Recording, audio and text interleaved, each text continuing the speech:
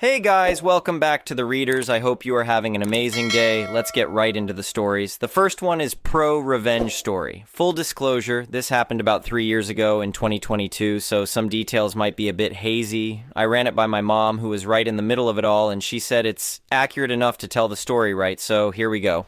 It's a long one, so there's a summary at the end. Background. Our house is seriously old by American standards. Not just old, we're talking pre-Civil War old. Built around 1850 by some local merchant, it predates most of the town itself. With that age comes this massive property line that's barely changed in the last century, except for a few tweaks here and there for roads and new housing developments. Something most people don't know is that in our town, the official town plan is the final word on property lines, and according to that plan, our property actually extends into what our neighbor thinks is his yard. That detail matters quite a bit to this story. Now, let me introduce you to the main players. First, there's our neighbor. I'll call him Rick. Real piece of work, this guy. He ran this sketchy car operation in his backyard and seemed to have some weird vendetta against trees. Like clockwork, every year he'd disappear for 2 weeks in July. Remember that. It's important. Then there's my mom. She works in government compliance now, but she used to be in legal affairs, where she trained district attorneys, even trained some state attorneys general. While she wasn't high up the ladder, she had everyone's respect because she knew the law better than most lawyers. If there was ever any kind of legal question, Mom was usually spot on with her interpretation. "Hey, can I trim those branches hanging over my driveway?" Rick asked one day, gesturing at our Manitoba maple. "They're scratching my truck." Mom looked at the tree thoughtfully. "That seems reasonable. Get a quote from a professional landscaper and we'll look it over." "Great, thanks," Rick said, though something in his tone should have warned us. A few days later, we were out for the day. When we got back, Rick came over with this smug look on his face. "Don't worry about that landscaper," he said. "I took care of it." Mom's face went pale. "What exactly do you mean by took care of it?" We walked over to where our beautiful maple had been, only to find a stump painted with some weird gray chemical. Nothing ever grew there again, not even mushrooms. "What the hell did you do?" Mom demanded. Rick shrugged. "Those branches were a hazard. I did you a favor." "A favor? You destroyed our tree!" I shouted. "Prove it," he said with a smirk and walked away. Mom stood there for a long moment, then got this look in her eye that I knew meant trouble. "Oh, we're not done here," she muttered. Over the next few weeks, she made dozens of calls to the town planner, building inspectors, landscapers, and contractors. She pulled the official town plans and property records. Every evening, she'd be at the dining room table with papers spread out everywhere. "What are you planning?" I asked one night. She looked up with a slight smile. "Justice. Just wait." The revenge like clockwork, Rick took off for his annual July vacation, and Mom's plan kicked into action. "Are you sure this is legal?" I asked as the contractors arrived. "Every single bit of it," Mom replied, holding up a thick folder of documents. "I've triple-checked everything." Over those 2 weeks, we completely transformed the property line. The contractor, Mike, became a regular fixture. "Ma'am," Mike said one morning reviewing the plans, "this is some of the most precise property line work I've ever seen. You've really done your homework." "Had to," Mom responded. "Everything needs to be exactly by the book." We watched as they relocated the fence, rearranged the shrubs, and tore up Rick's precious gravel driveway. In its place, we put fresh soil and grass seed. The crowning touch was planting a weeping willow in just the right spot. "This willow," Mom explained, pointing to the sapling, "will grow right over his yard. Every fall, he'll be swimming in leaves, and there's nothing he can legally do about it." The new fence placement was genius. It left Rick with barely half a meter of driveway width. Even better, it put his illegal chop shop operation on our side of the property line. "What about all this car stuff?" I asked, gesturing to the parts scattered around. "Since it's illegal, legally it's just scrap metal," Mom said, already on the phone with the local salvage yard. "And since it's now on our property..." When Rick returned 2 weeks later, he found his yard significantly smaller, his driveway mostly gone, and his chop shop disappeared. His face turned an impressive shade of red as he stormed toward our house. "What the hell is this?" he shouted. Mom calmly stood on our porch, flanked by the town's civil engineer and a lawyer. "This," she said, holding up a stack of documents, "is the legal property line according to the town charter. Everything we've done is completely within our rights." "You can't do this," Rick sputtered. The lawyer stepped forward. "Actually, sir, they can, and they have. These documents outline everything in detail. Would you like to review them?" Rick's face went from red to purple. "I'll sue!" "With what evidence?" Mom asked calmly. The same kind you had when you cut down our tree? The aftermath was even better than we expected. Rick tried pressing charges, trespassing, destruction of property, you name it. The judge took one look at Mom's documentation and dismissed the case. You want to know the best part? Mom told me later. He had to put in a new driveway, properly this time, with permits and everything. Cost him a fortune to have the sidewalk modified too. I guess you could say he really branched out into some expensive renovations, I joked. Mom groaned at the pun, but smiled. Well, he should have thought of that before he messed with our tree. Updates and aftermath. By 2023, things had gotten interesting. Rick tried to make the best of his situation, but you could tell it was eating at him. He started mowing his lawn at 7 a.m. sharp, the earliest allowed by noise ordinances. Really? I said one morning, watching him aggressively push his mower. Every single day? Mom just sipped her coffee. Let him waste his gas. We've got a better show to watch. She was right. That dying maple tree we'd claimed with the fence line, it became home to a family of woodpeckers. The constant tap-tap-tapping drove Rick crazy, but the birds were protected species. Nature's karma, Mom would say, watching the woodpeckers at work. Then something unexpected happened in early 2024. Rick approached our house one day, looking uncomfortable but determined. Listen, he said, shuffling his feet. I'm planning to convert the house into a duplex. Could use some advice to make sure everything's legal this time. Mom raised an eyebrow. Oh? Learned something about property laws, have we? Look, I know I messed up with the tree, Rick admitted. I just want to do this right. Their relationship became, well, let's call it professionally cordial, at least until the new threat emerged. The plot thickens, Mom, I called out one evening in late 2024. You need to see this. A notice had appeared on the vacant lot behind our properties. Some developer had gotten approval to build a 3-story apartment complex with underground parking. They can't do that, Mom muttered, studying the notice. The bedrock's too close to the surface. To everyone's surprise, Rick showed up at our door the next day. Have you seen this nonsense? The apartment complex? Yeah, Mom replied. They'll destroy our property values, Rick said. Plus, there's no way they can dig deep enough for parking. We're practically sitting on solid rock. Mom smiled slowly. You know, Rick, I might have some ideas about this. And that's how we ended up with the strangest alliance in neighborhood history. Mom and Rick started working together, poring over zoning laws and building codes. The developers rushed this through during the holiday break, Mom explained one evening as they sat at our kitchen table. But they missed some crucial geological surveys.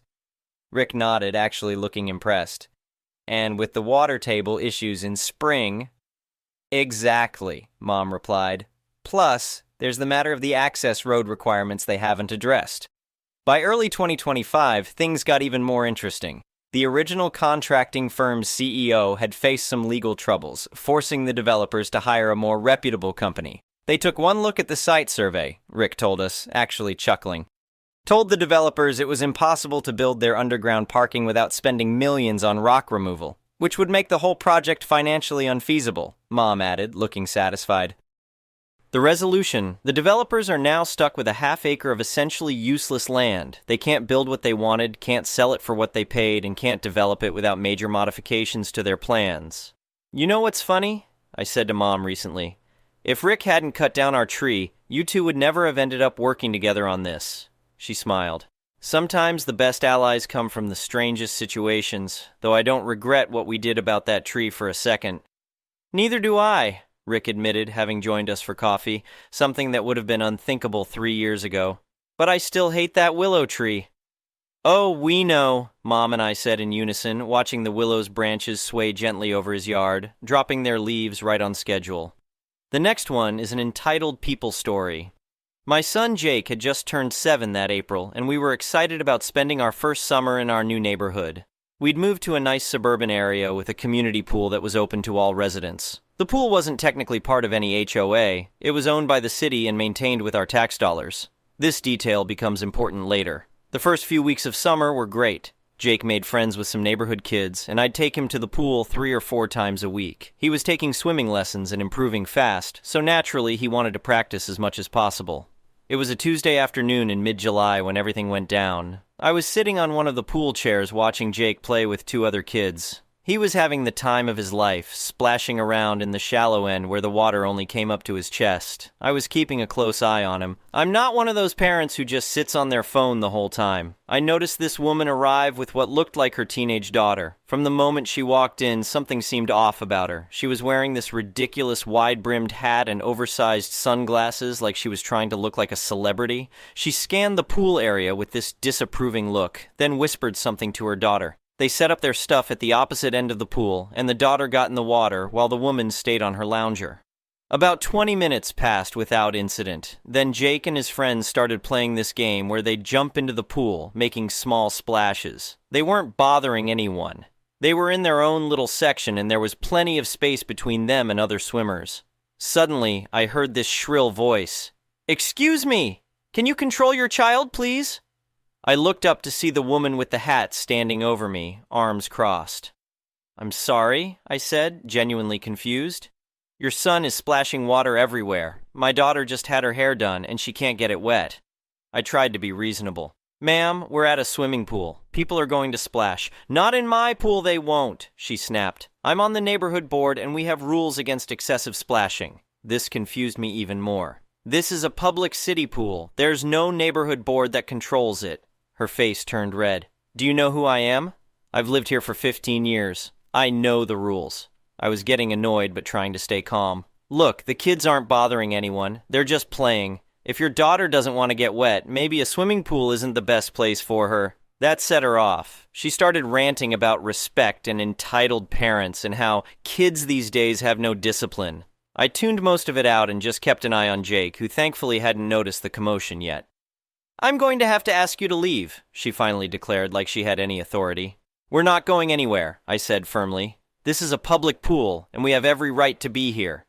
She stormed off, and I thought that was the end of it. I was wrong.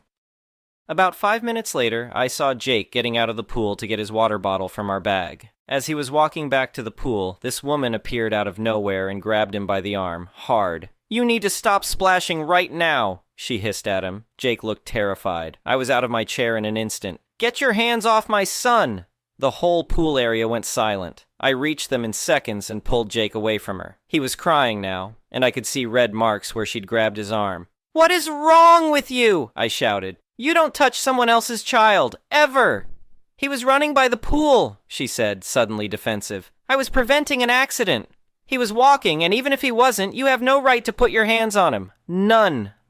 By this point, the pool attendant had come over. He was a college kid, probably 19 or 20, and looked completely out of his depth. "Is there a problem here?" he asked nervously. "This woman just assaulted my son," I said, trying to keep my voice steady. "I want the police called." "I did not assault him," she scoffed. "I was enforcing pool rules." The attendant looked confused. "Ma'am, you don't work here. You can't enforce anything." "Do you know who I am?" she repeated like it was her catchphrase. "My husband is friends with the mayor. I sit on multiple boards in this town." The poor kid looked even more confused. He turned to me. "Do you want me to call the police, sir?" "Yes," I said firmly. "She put hands on my child. I want it documented." While the attendant went to make the call, I took Jake to the side, dried his tears, and checked his arm. The red marks were starting to fade, but he was still shaken up. "Daddy, why was that lady so mad at me?" he asked. "She's just a very unhappy person, buddy," I told him. "You didn't do anything wrong." Meanwhile, Karen was on her phone, presumably calling in her connections. I heard her saying things like disrespectful and threatening me into the phone. Her teenage daughter looked mortified and was trying to blend into the background. The police arrived about 15 minutes later. 2 officers, a man and a woman.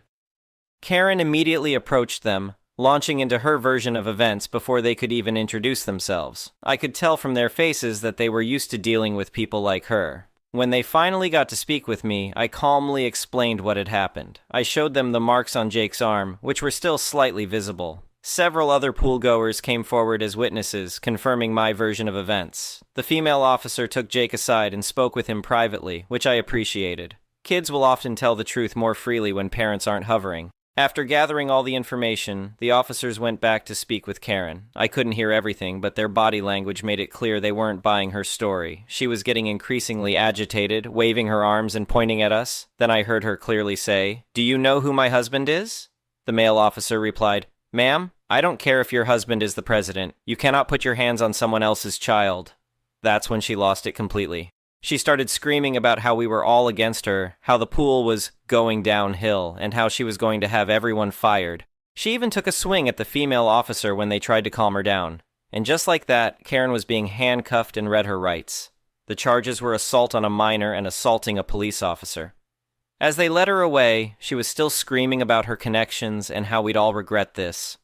Her poor daughter was left standing there looking humiliated. I felt bad for her and told her she could call someone to pick her up. She mumbled thanks and said her dad was already on his way. The aftermath was a whole ordeal. We had to go to the police station to give formal statements. Jake was brave through the whole thing, but I could tell it shook him up. We had several follow-up meetings with a prosecutor who explained that Karen, whose real name was Deborah, had a history of similar incidents around town.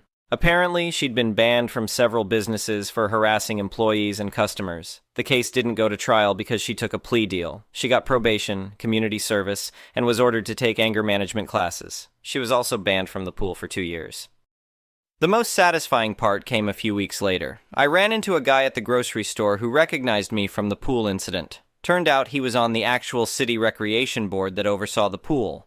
He told me that Karen had never been on any official board or committee. Her husband wasn't friends with the mayor. In fact, the mayor had a restraining order against her for harassing his office staff. She'd been living in this fantasy world where she had all this power and authority, but it was all in her head. Jake eventually got over his fear of the pool, though for a while he would ask me if the mean lady was going to be there before we went. It broke my heart, but kids are resilient. By the end of summer, he was back to his happy, splashing self. I still see Karen around town occasionally. She always looks the other way or suddenly becomes very interested in her phone. Her husband actually approached me once at a gas station to apologize. He seemed like a decent guy who was trapped in a relationship with a nightmare. The whole experience taught me something important. Standing up for your kids is always the right move, even when it's uncomfortable or inconvenient. And no matter how loud someone yells about their authority, it doesn't make it real. If there's a silver lining, it's this. Jake now knows that if an adult ever makes him uncomfortable or tries to touch him without permission, he should tell me right away. That's a valuable lesson, even if we had to learn it the hard way.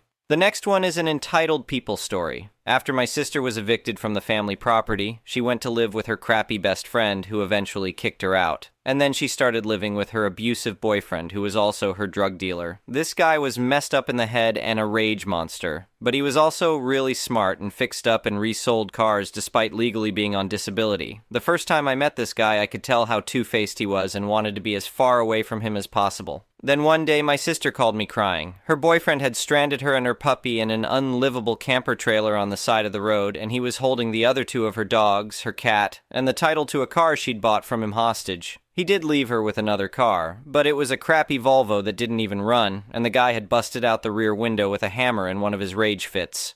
My sister called the police, but the cops told her he can break his own stuff and there wasn't much of anything they could do. I came running to help my sister after she called, despite all the years she'd made me utterly miserable. Her boyfriend's parents came running to help too, because even they know he's insane. And together we managed to load all my sister's stuff into my truck, but my sister has no sense of getting rid of unneeded things when forced to downsize, and my F-150 barely contained it all. Then we had to go back to her boyfriend's apartment to get back her pets and car title. The guy had lockpicked my sister's safe and stole the car title out of it, and he repeatedly denied it with a crap-eating grin and gaslit.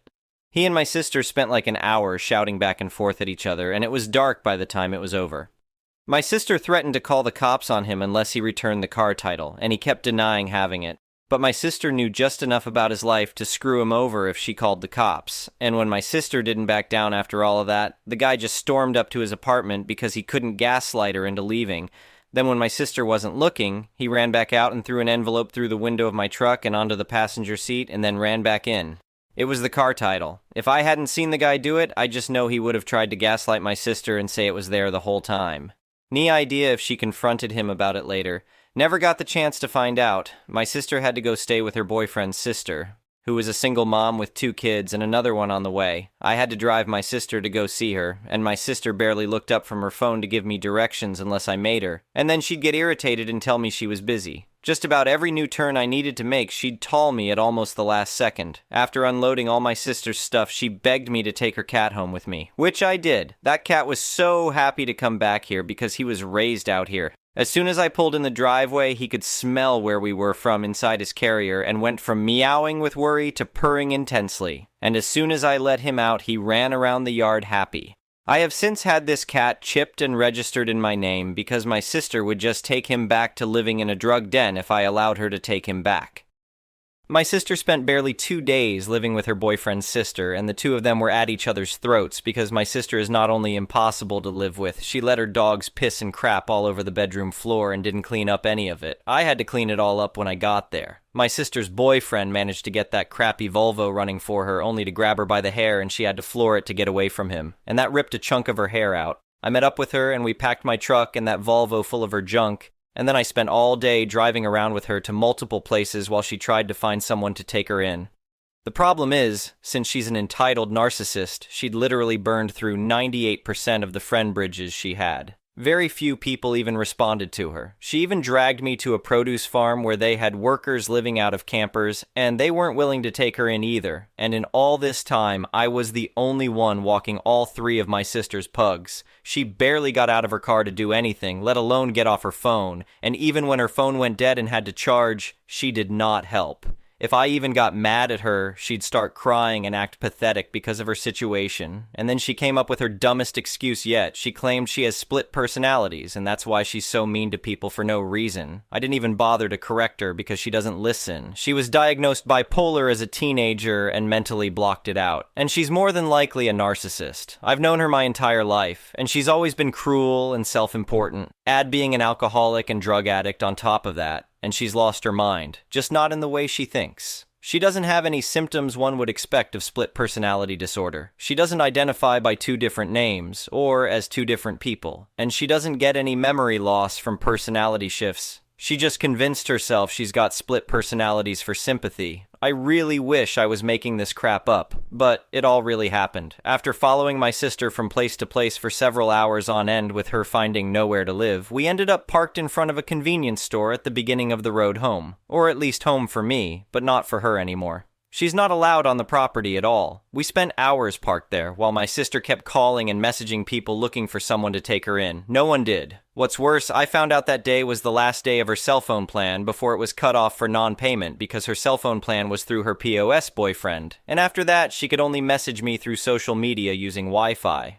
During the hours we were parked in front of this convenience store, my sister drove me ever more crazy with her entitlement. At one point, I asked her if she was thirsty, and she said yes. So I went into the store and bought her a big bottle of cold water. And not only was she ungrateful for it, she was mad it wasn't a beer. And then she wanted me to go back in and buy her a beer. I told her I wouldn't facilitate her drinking and driving, and she proceeded to berate and then angrily ignore me for a while. She didn't even drink the water I gave her. On a hunch, I asked her to pop the hood of the Volvo she was driving because the engine sounded a little rough. I checked the oil and there was like none in that engine. I googled the type of oil the car needed and went back into the convenience store. $8 for a quart of oil just so that Volvo's engine wouldn't seize up. Then I asked my sister how much gas she had, and the car was not only on E, the fuel warning light had come on. I was furious, and she'd waited until then to finally tell me. I had no choice but to buy her gas. And that's when she told me that POS car only took premium fuel. Fan-freaking-tastic. You can't make this crap up.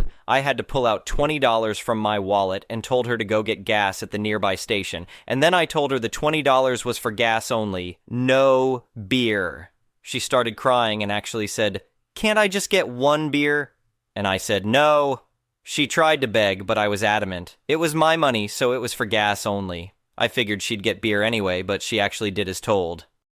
She went and got the gas and then came back. She acted nice, but was clearly still upset because I still would not buy her any alcohol. I ended up calling our parents on speaker to give them an update on the situation, and our mother was worried out of her mind, but our parents still refused to let my sister come back home after everything she'd put us and her kids through. Which is a long story in itself. And I just know that if we allowed my sister to come back, even just for a little while, she'd plant herself in my camper trailer and refuse to leave. So I was upfront in advance with my parents that my sister would not be staying in my camper. My mother did admit to wanting to suggest it, if it was just for a night or 2, but realized I'd had enough of my sister and didn't ask me. While on the phone, our mother started talking about how she'd get a baseball bat if my sister's boyfriend laid a finger on her again, and also started talking about getting my sister a motel room for the night. Meanwhile, my sister was losing her goddamn mind, having a tantrum in her car. because she has to make our mother the villain in her life. My sister literally can't function unless she has someone to blame and hate. That's how she's always been. During her tantrum, she was flailing her arms around and making incoherent noises. I kept trying to shush her without cluing our mother in, and my sister gave me a glare and rolled up her window to sit and pout. My sister kept refusing to let our mother book her a motel room, and she started yelling that there's no way a motel would let her bring in 3 dogs, and our mother freaking knows it. No, our mother didn't know it. She was literally just trying to help. By this point, it was getting dark, and I needed to go home. I called my parents back, and they okay'd me to bring my sister's junk home with me for the moment, but it all had to stay in my truck. I had no choice but to leave my sister to spend the night in her crappy car. So my sister started furiously digging through the back of my truck looking for her dog food, but she couldn't find it. I had to go back into the convenience store and buy her a $12 bag of dog food, and after giving her the dog food, that's when she suddenly said she's going to die, you know. And I'm like, what? And then she told me our mother was going to die. She went on a rant about how her previous boyfriend died after cheating on her, and the woman he'd cheated on her with also died soon after in something unrelated. My sister said that everyone who crosses her dies, and our mother would be next. I was mortified and got the hell out of there. I told my parents exactly what my sister said, and they were mortified too. As for my sister, she drove that crappy Volvo all the way back to her crappy boyfriend's apartment and just spent the night parked there. Her boyfriend started scaring the crap out of her by getting on his motorcycle and circling the apartment complex, eyeing her like a vulture. And then my sister messaged me through social media in the middle of the night and said her boyfriend was coming for her. He'd literally threatened to unalive her earlier if he went back to prison. My sister apparently heard gunshots and was freaking out, texting me like it was her last moment on Earth. I was ready to call the cops, but she refused to let me and said they were completely useless. Then she texts me near morning and says it was all fine and the gunshots were something unrelated. Then her boyfriend, just to be an a-hole, stabbed one of her Volvo's tires and she had to put on the spare. Our mother got in touch with her and got her that motel room for a night. My sister wasn't very appreciative, and the motel put my poor mother through hell over the phone because they didn't want to book the room without holding her credit card. They made her jump through Lord knows how many hoops just to book the room. And guess what? My sister spent the night in that motel with her 3 dogs in that room, so I guess motels do allow it. But she sure as crap never apologized.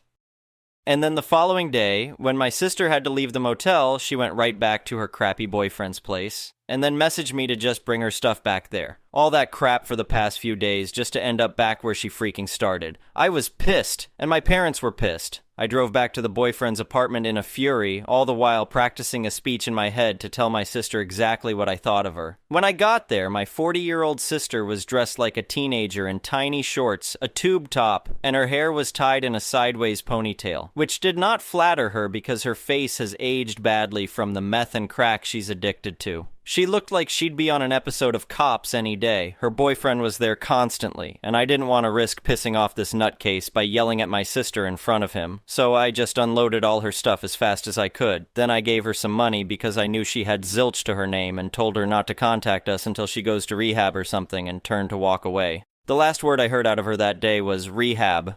Just as I was leaving, she sounded like she honestly didn't get why I'd say that. I drove off to get some yellow curry from one of my favorite restaurants, and my sister started messaging me and asking me to please not ignore her. And then she actually said she didn't know she was such a burden on everyone. Seriously? She knows! She's always freaking known. She just has massive denial and main character syndrome. I blocked her that day, and it was a massive relief to do it. She called our parents later, and our mother told her she probably lost me forever. The only time I even let her talk to me as of late was because she wanted her mail. My sister still came back and weaseled a bit more money out of us, though. I went out to eat with my parents, and my sister showed up at the restaurant in tears. She got $50 from our dad and $20 from me. At this point, we were pretty sure all that money was going into her habits, because before we kicked her out, she was borrowing from me when she already owed me hundreds and owes our parents and grandparents thousands, and she gave me that classic line of a drug addict, "You know I'm good to pay you back." She wasn't even feeding her children, let alone paying her mortgage. Her ex-husband soon took the kids and refused to let her see them as long as her abusive boyfriend was around. Then her boyfriend did end up going back to prison, and my sister has somehow been living off his disability money and gotten an apartment of her own. She also started dumpster diving and apparently found jewelry that she sold to a pawn shop. My sister showed up at my house recently wanting her cat back, and we got in a shouting match and I kicked her off the property. Just days after that, I had the cat chipped and registered in my name. Good lord, this got long. Once I started typing, I just couldn't stop. Anyway, thank you for watching.